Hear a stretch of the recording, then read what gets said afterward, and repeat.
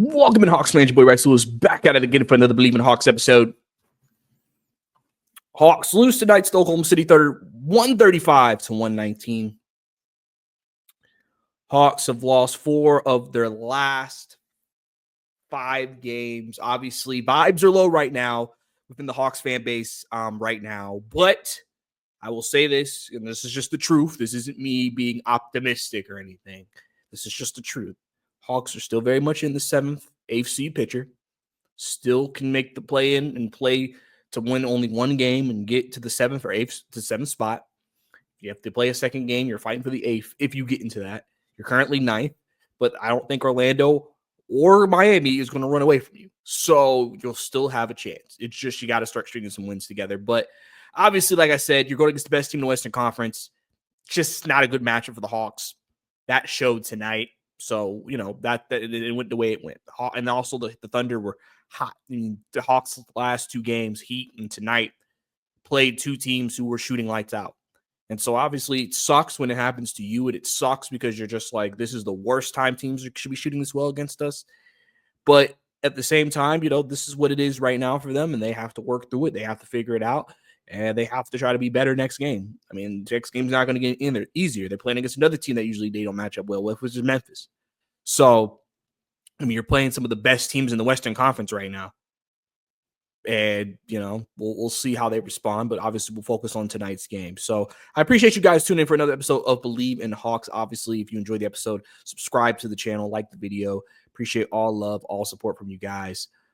Just tuning in and let me be a part of your day, man. So really appreciate you guys, like I said, tuning in for another episode. And obviously follow me on Twitter as well, or X, whatever you want to call it. Bricey_2K, BRICEY_2K if you want to keep up with all my Hawks takes on Twitter. But like I said, let's go ahead. Let's get into it. So, I mean, like I said, tonight was a game where the Oklahoma City, you know, just the matchups were not good. And they shot the ball really, really well, you know. And, you know, this is also a game where it's not like the Hawks didn't do anything, you know, offensively. They struggled in the first quarter, but they played better offensively for the most part. The problem is that the quarters they didn't play offensively, they got blown out in, which was the first and third quarters. Oklahoma City won the first quarter 40-23. They won the third quarter 37-20. That's where you lost the game right there, when you allowed those 2 types of quarters to happen. Outside of Hawks won the other 2 quarters 31-41, 35-27. But obviously it wasn't enough to beat this team because they were destroying you by more points. They destroyed you by 17 points each quarter that they won. So obviously you can see how that can become an issue, right? You know, you had your bench tonight come out, play really, really good. You got 14 from Niang, 23 from LeVert, and 13 from Mann. Look at that. I mean, you got 40 points. Hold on, let me make sure my math's correct. My math is probably definitely not correct there. You got 50 points from your bench. From those 3 guys, you got 50 points, and you still lost. So obviously, you got to look at the starters. Ricochet 12. I mean, that's around his season average. Gay continues to not really give you much offensively, which has obviously been an issue, and I'll get more into his impact on these games. And Hawks not playing really well when he's on the floor. The net and the numbers reflect that. Kongu gave you 23 and 13 tonight. He was good. And the thing I hate about the losses the Hawks have chalked up for quickly with Kongu is that Kongu is giving you these types of performances and they're losing. And so it's like him putting these numbers are not coming in games that you're winning so they can be viewed as impactful. So then it's like, but a game that he struggles in and they lose, people will be very quick to say he sucks. He can't be the center of the future. He's not good enough. But we don't talk about these performances because we lost. But he clearly shows you, if he's giving you that, you know, most games, I mean, you're probably happy with it from a center that you think is undersized, especially in a game where you played basically two 7-footers. Daniels obviously Daniels took 10 shots tonight, made 5 of them, only made 10 points tonight. But I mean, I think overall he was okay tonight in this game. And then Trey, 19 and 12. Obviously, you would like to see more from him. Obviously, he's had a great month of February through his scoring. Tonight was not a night that, in the last couple of games, the Heat obviously always give him trouble. But tonight, he really didn't hit any field goals till the second half. It was just a 3 and, kind of tried to ignite the offense a little bit. But obviously, Oklahoma City with that length, with their ability to defend at the high level they have, so many defenders they can throw at Trey. When you don't have another guy who can take the pressure off of Trey, it makes it harder on these types of nights for Trey to get going against a team like Oklahoma City.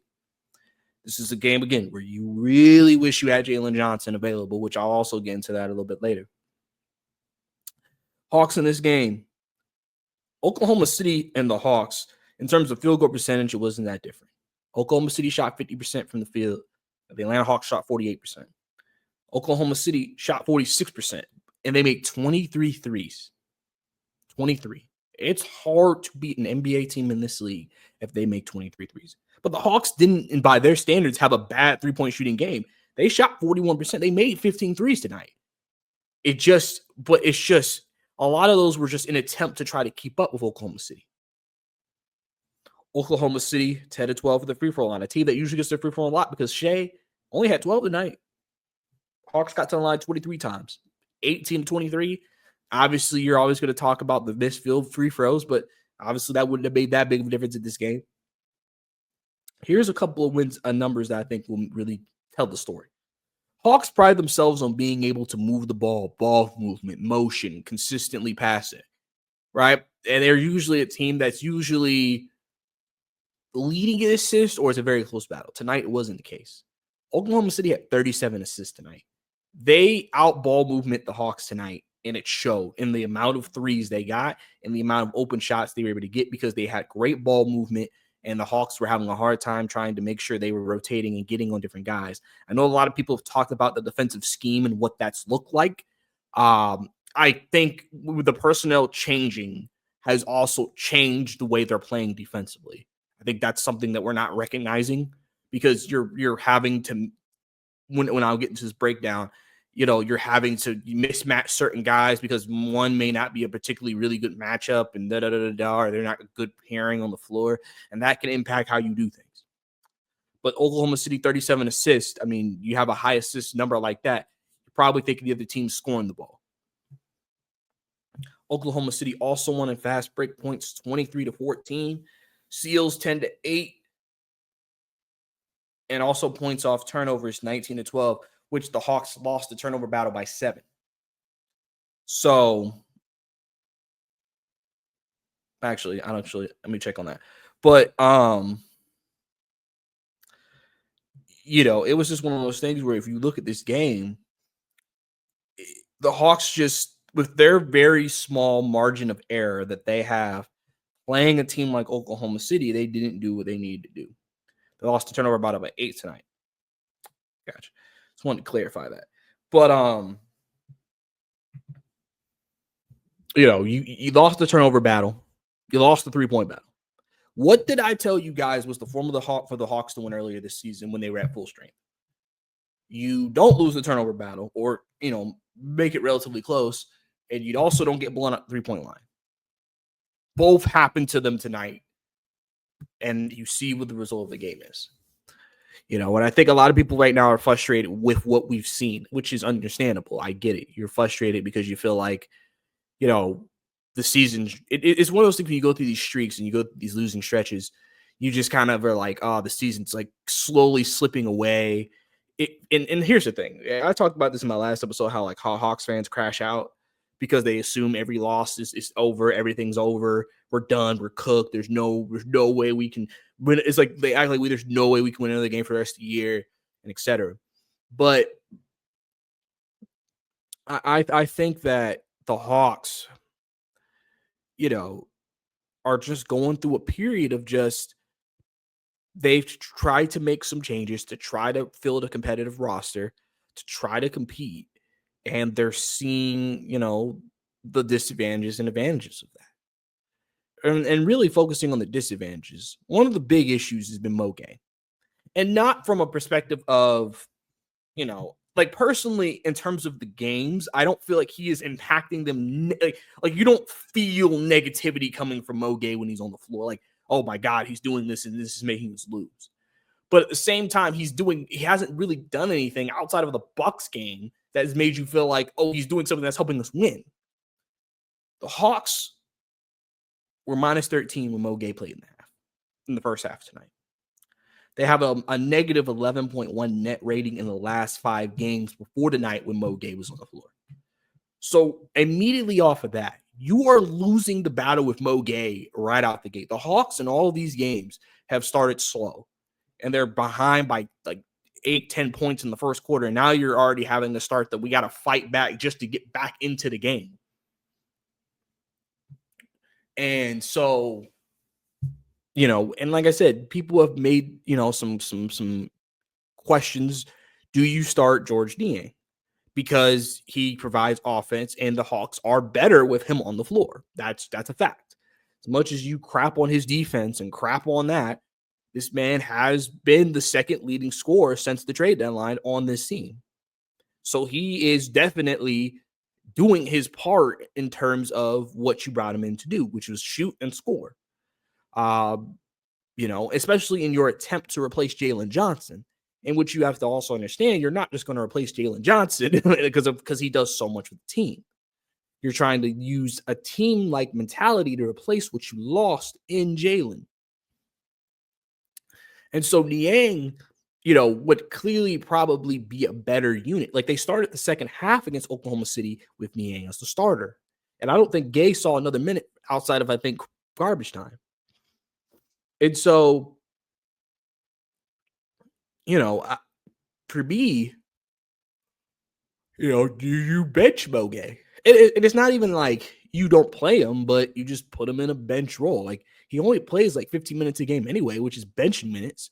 So do you just go ahead and make that decision? The problem is you have Clint Capella starting. I mean, not starting, but you have Clint Capella coming off the bench, and that's a really bad offensive lineup for you because neither one of them can score. Clint is a complete liability, and this was a terrible matchup for tonight, and that's just the truth.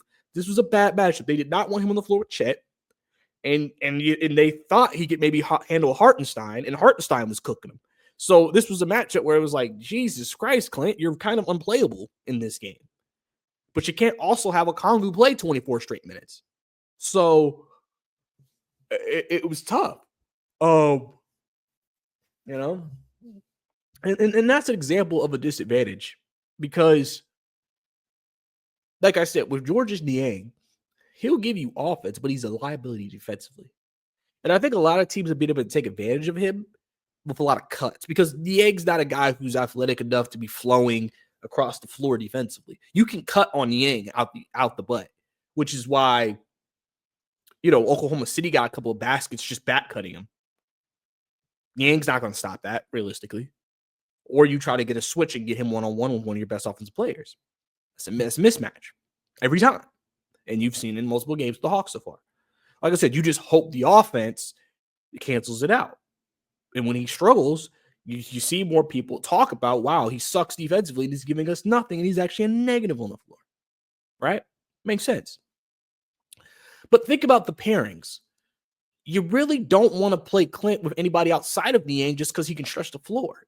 And you would hope that because of Clint's supposed to be one of his stronger skills is defense, that's good enough because you got your scorer and you got a guy who can kind of clean up at the rim. And really, through these games, that hasn't really been the case. It feels like they haven't been as effective defensively as you've wanted it to be with those two on the floor.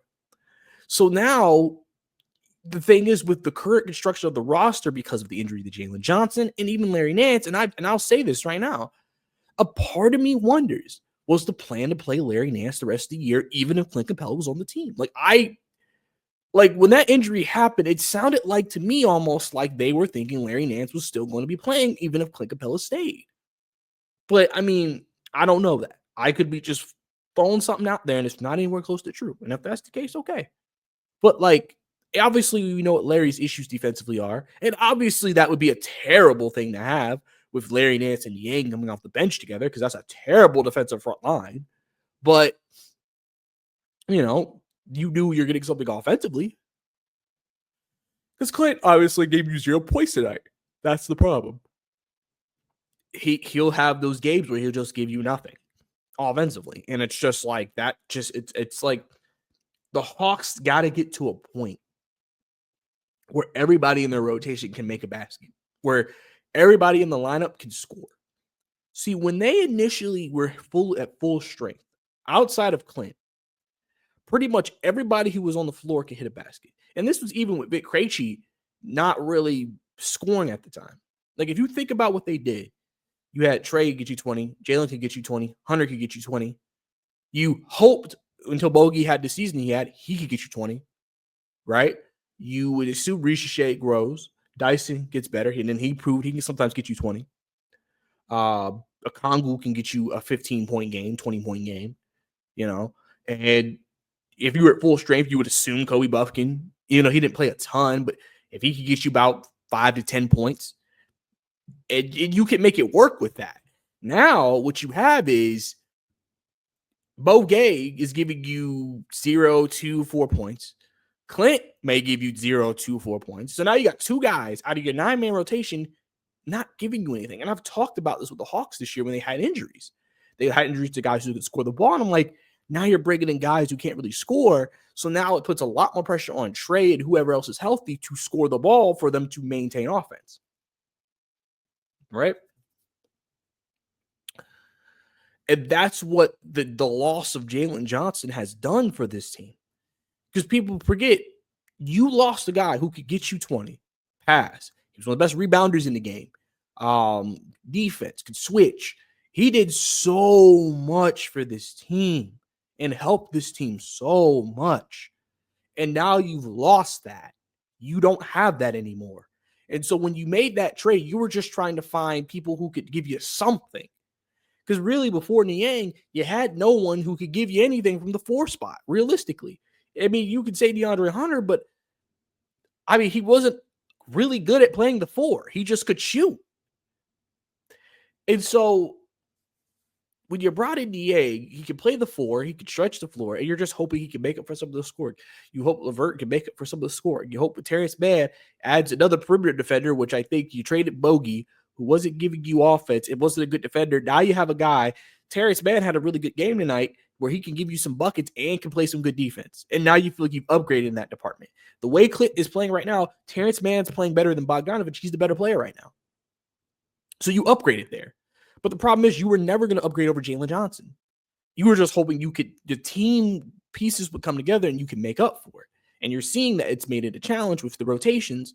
And I think it severely hurt their defense because there just isn't any great, really matchups. Like I said, at the beginning of the year, they had a way better constructed roster where they could put out certain rotations and play certain ways where they could say, okay, we have a defensive lineup, we have an offensive lineup, we can go more shooting here.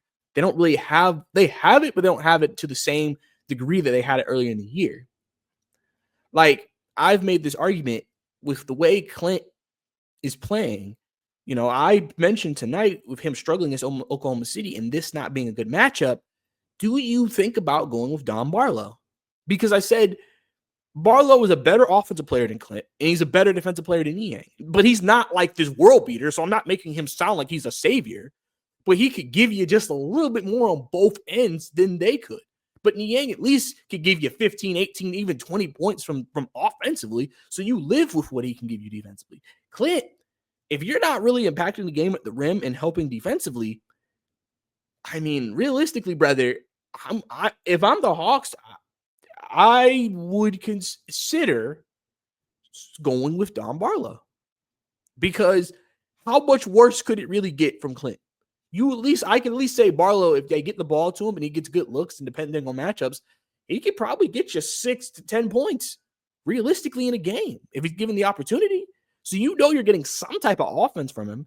And I've said that I feel like he's made improvements defensively this year. He's not some elite defender or anything like that, but he has made some improvements defensively.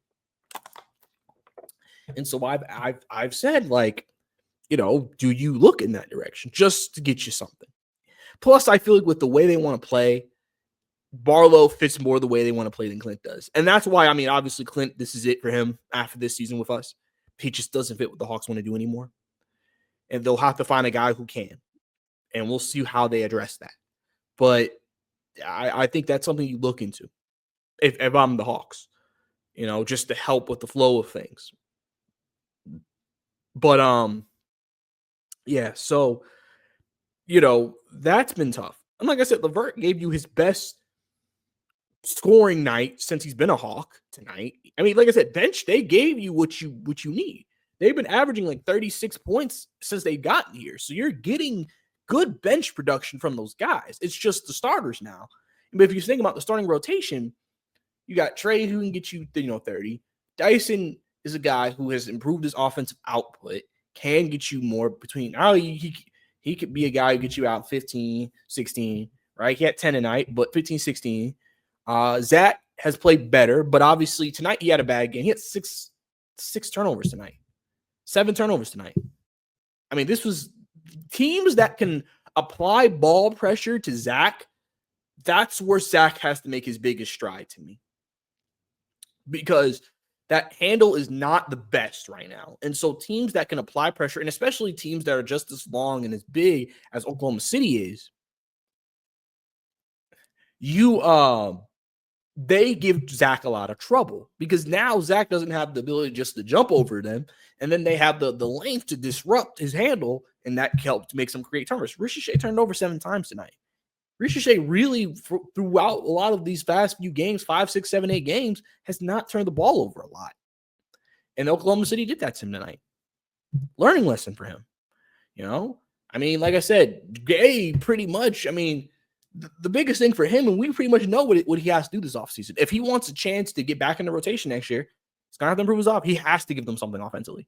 Because yes, the rim protection is something that can be valuable, because he can block shots. He has long arms. He can block shots. He's athletic. But outside of that, he's not providing you much, and that's where they have to make a decision. Like a team, the reason why you had to go to a game against Milwaukee is that that's a better matchup for Gay. Because Brook Lopez, he can handle Brook Lopez. Like Brook Lopez, that's a good matchup for him. The Bucks are a good matchup for Muhammad Gay, just because of the way they are in their team, that the way they play. Oklahoma City, when you have athletic bigs, and I'm not, because Chet gonna take you out to the 3-point line. Hartenstein is more nimble than people give him credit for.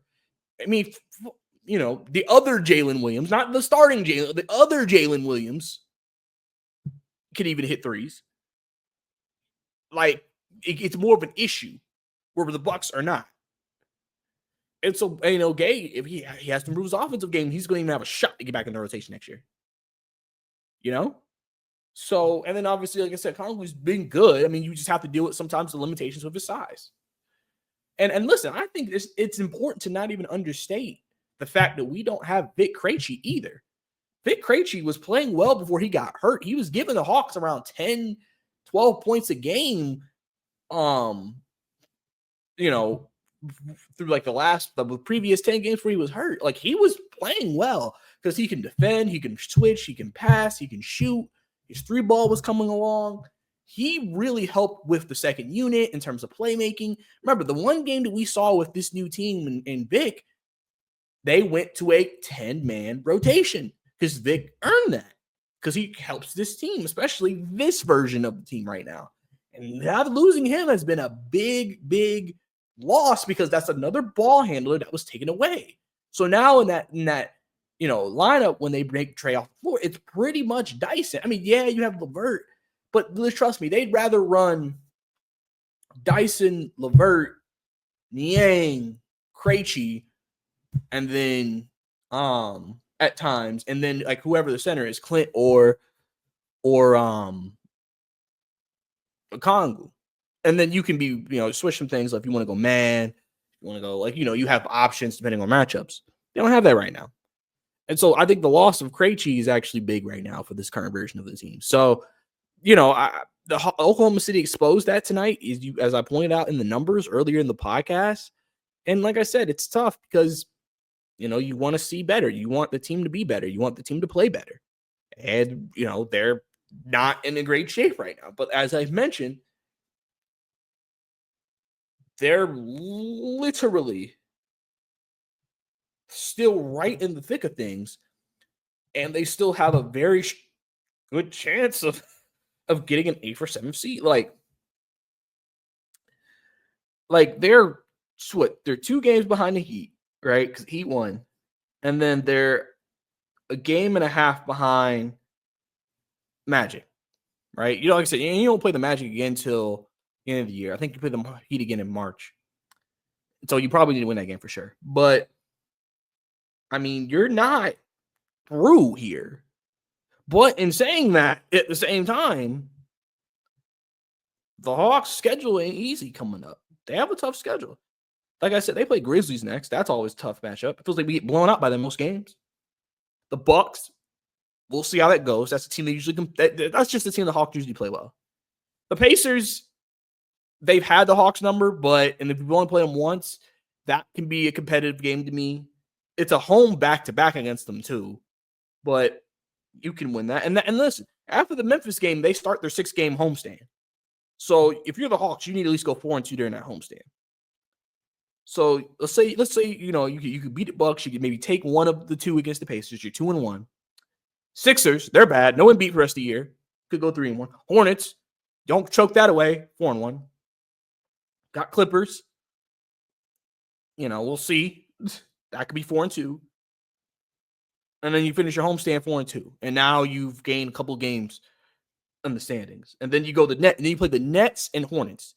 Nets are a very competitive team. Better team than people expected. That's not going to be easy, but you win that 5-2. You beat the Hornets 6-2 before you play Golden State. So you could gain 4 games in that homestand plus those 2 extra in 8 games. You could go. The Hawks could go 6-2, but they're going to have to win some games. So they're going to have to be some good teams. And you do that, you pick up 4 games in the standings, depending on what the other teams do.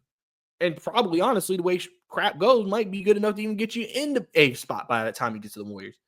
Because then you got the Warriors, and then you go through, after you get the Warriors, you got the Sixers again, then you got a string of 3 straight playoff teams, and the Rockets, Heat, and Bucks.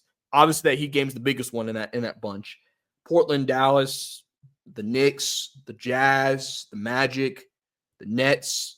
Like April 6th to April 13th is like, you beat the Magic twice, you probably like there's a path.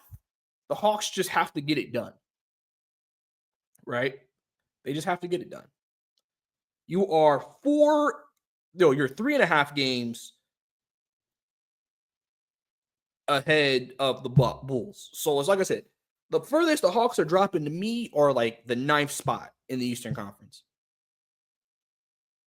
The highest they could probably get to me is the 7th. That's your range. That puts you in line to play either Cleveland or Boston. And and listen, you go into that series just like, we're going to compete. Great experience for Dyson. Great experience for Ricochet. Great experience for Gay. Great experience for the young guys. And then you come out of it saying, oh, we were the 8th or 7th seed with all these injuries and all the stuff that happened. Shoot, just wait till we get healthy next year, and we'll see what they do in the offseason. But obviously not trying to look ahead too far into the future. But yeah, like I said, it's disappointing right now where the Hawks are and the way they're playing and losing to Oklahoma City, and you want more from the team and everything like that, and I understand that. And I'm not going to sit here and act like that it's not disappointing or it's not tough to see what you've been seeing recently. But at the same time, I'm keeping up with everything. The goals that they want to still try to make it into the postseason play are still there in front of them. And they just have to power through it. They have to get through it, and they have to figure things out. So we'll see how it goes, man. But I appreciate you guys. I think that'll be for me today. Appreciate you guys tuning in for another episode of Believe in Hawks. Obviously, guys, if you enjoyed the episode, subscribe to the channel, like the video for show. Audio listeners, do the same thing. Leave a rating, leave a review on the Believe in Hawks pod. Appreciate all y'all for tuning in. Follow me on Twitter or X at Bricey_2K, BRICEY_2K. We'll see if the Hawks can bounce back against Memphis. Never say never. This team fights. So that's all you can ask for from a team. Just fight. And we'll see. They play Monday. So they're not even playing Saturday, Sunday. So they'll play again on Monday before they go back and then play the Bucks Tuesday. So we'll be back, obviously, see what happens with that and everything under the sun. But it's your boy Bryce Lewis. See you next time.